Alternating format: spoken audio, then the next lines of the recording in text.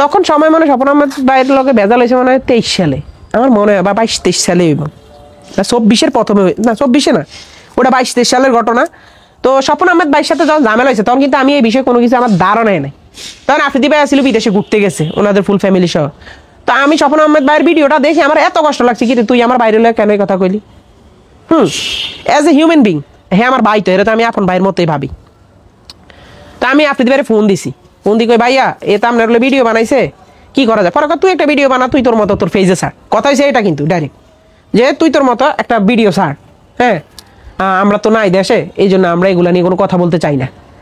পরে আমার কাছে ভিডিও বানাইতে, পরে আমি একটা ভিডিও বানাইছি, মানে এইভাবে বলছে যে তুই তোর মতো একটা ভিডিও ছাড়। কথা বুঝতে পারছেন আপনারা? পরে যখন আমারে বলতে, তখন আমি স্বপন আহমেদ ভাইয়ের লগে খুব খারাপ ব্যবহার করছি, রুট ভাষায় গালিগালাজ করে টোরে একটা ভিডিও বানাইছি। ভিডিওটা বানানোর পরে ভিডিও বানাইছি, কয়দিন গেছিল আমার খুব মন, আমার একটা ইথিক্স আছে কি আমি কারো মনে কষ্ট দিলে আমার খুব ইয়ে লাগে, আমি তার পা ধরে মাপ চাইলে আমি পারি না কারো মনে কষ্ট দিয়ে থাকতে, আমার দিলটা আসলে একটু নরম, এটা আমার মনে হয়।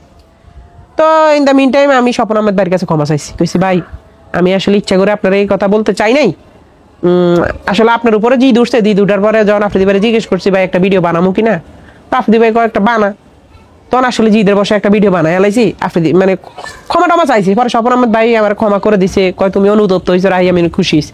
স্বপন আহমেদ ভাই কিন্তু আমার ভেজাল শেষ, কিন্তু ওনার কি হয়েছে কেমনে হয়েছে ডিবিতে কে নিছে না নিছে আমি কিচ্ছু জানি না। কারণ কি এখন আপনারা সবাই ভাবেন আমি তৈরি আফ্রিদি ভাইয়ের অনেক কাছের, কিন্তু আমি ওনার কাছের না, আমি অ্যাজ এ হিউম্যান বিং ওনার একজন টিম মেম্বার এবং ওনার পার্সোনাল আর্টিস্ট ছিলাম, আমাকে দিয়ে অ্যাক্টিং করাইতো। কথা বুঝতে পারছেন আপনারা? তা আমি এই পর্যন্তই, এই ছাড়া এমন কিছুই না এখন। এরপরে আছে স্বপন আহমেদ ভাইয়ের বিষয় গেছে, এরপরে সায়েম শাহরিয়ার বাইরের বিষয় যেটা আপনারা দেখছিলেন অনেক বেশি ভাইরাল, ওইটা আসলে আমি একটু অসুস্থ আমি হয়ে গেছি। সায়েম শাহরিয়ার বাইরের যে বিষয়টা, ওইটা আসলে আমি জানতাম না ঘটনা, ওইটা আমি কেমনে জানছি, বিভিন্ন মাধ্যম, আমাদের টিমে তো একজন না 8-10 জন আছে, ওই মাধ্যমে তারপর আমি সায়েম শাহরিয়ার বাইরে জিজ্ঞেস করছিলাম ভাই আপনার লোক কি করছে বলেন একটু শুনি। তখন সায়েম শাহরিয়ার ভাই কষ্টের কথাগুলো বলছে, আমি বলতে আরে ভাইয়া এইসব কাজ তো করা ঠিক হয় নাই, এই সমস্ত কারণে তো আল্লাহ আজকে হের অবস্থা এরকম খারাপ অবস্থা একদিন ওই যাইব, এগুলা কেন করে? সায়েম শাহরিয়ার লগে নাকি কি হয়েছে, এগুলো আমি আসলে ওই রকম ডিটেলসে জানি না। হ্যাঁ এখন এনে আস্তে আস্তে এগুলা শুনতেছি বলতেছে, যাই হোক। তো পরে এই পর্যন্ত আর কি ঘটনাটা। আচ্ছা পরে এখন মানুষ ওটাই দিছে কি যে সায়েম শাহরিয়ারও গেল, স্বপন আহমেদও গেল, কিন্তু ওনাদের এসব বিষয়ে আমার কোনো কিছু ধারণা নাই। ইভেন এই যে প্রত্যয় হিরণটা নাকি আফ্রিদি ভাই ধরাইছে, প্রত্যয় হিরণ দেখলাম পোস্ট করছে, আপনারা দেখছেন কিনা আমি জানি না, যে ওকে নাকি 32 দিন ডিবিতে রাখছে, এই বিষয়ে আমি জানি না, রিসেন্ট জানলাম, রিসেন্ট ওদের মাধ্যমে আর কি জানলাম যে এই কারণে হয়তো বা আফ্রিদি ভাই ধরাই দিচ্ছে। আচ্ছা যাক, পরে যেহেতু এগুলো এখন বলতেছে কি সত্যি কি মিথ্যা এটা তো আল্লাহ ভালো জানে, বা হইতে হ্যাঁ সত্যি হইতে পারে, স্বাভাবিক। হ্যাঁ তো এরপরে যাক গেল এটা দেওয়ার পরে এখন মানুষ আমারে বলতেছে যেটা ওনারে এবার আসি ওনার গ্রেপ্তার, তা আমার তো ওই দিন ছাড়ি দিচ্ছে। হ্যাঁ আপনারা তো সবাই আমি কথা বুঝতেছেন? হ্যাঁ আমরা কিন্তু ওই দিন যেদিন ধরছে ওনারে ওই দিন বিকাল 3টা বাজে কিন্তু আমাকে ছেড়ে দেওয়া হয়েছে, যে তুমি যাও তোমার আর প্যারা নেই। কয়দিন ছিল?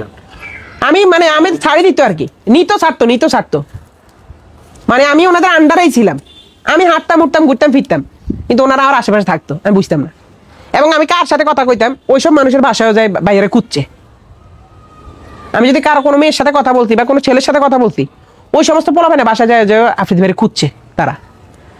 তো এইসব বিষয় দ্বারা আমি নিজেই ছিলাম সিআইডির আন্ডারে, কিন্তু মানুষ কথা উঠাই দিয়েছে কি আমি নাকি আফ্রিদি ভাই নোয়াখালী গিয়েছে, কি সুন্দর আমার কথা হচ্ছে এত সুন্দরভাবে মানুষ বানায় লেখে কেমনি এটা।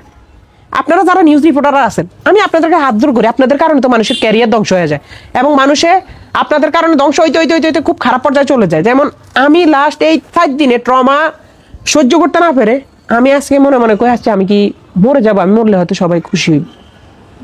আমার কাছে তো খুব খারাপ লাগছে বিষয়টা। মানুষ উঠাই দিল কি তহিদ আফ্রিদি প্রথমে রাহির বাসায় গিয়েছিল নোয়াখালীতে, ওইখান থেকে রাহির কাছে যাওয়ার পরে রাহি কিছু টের পাইছে, টের পাওয়ার পরে রাহি এটা কি ভাই আমার দুনিয়া সবার কাছে কালার বানাই দিয়েছে, কয় তহিদ আফ্রিদিকে ধরিয়ে দিয়েছে তানভীর রাহি, তার কাছের বন্ধু, হাড্ডি কখনো গোস্ত হয় না, নোয়াখালীরা কখনো বন্ধু হয় না। এটা আচ্ছা এটা কি হয় কোন ভাই?